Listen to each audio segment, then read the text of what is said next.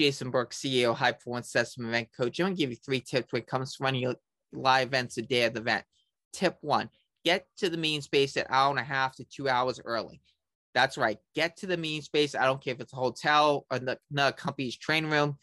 Get there an hour and a half to 2 hours early, because you want to make sure you check the room to make sure everything's the way you want it.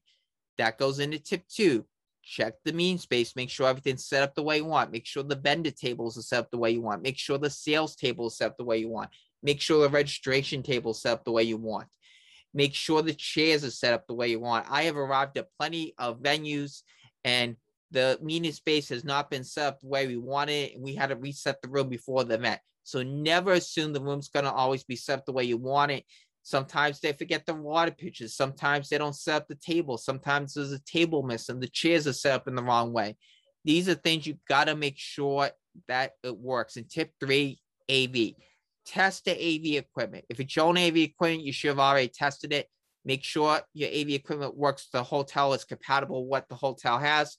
If you're using the hotel's AV equipment, test it. Make sure it works. Get there early, a couple hours, like I said in tip 1, because if it's not working, you got to find out a solution. And if you're doing a major event, I recommend getting to the meeting space the night before to test everything out and run through everything, because you're going to need to do that as you're going.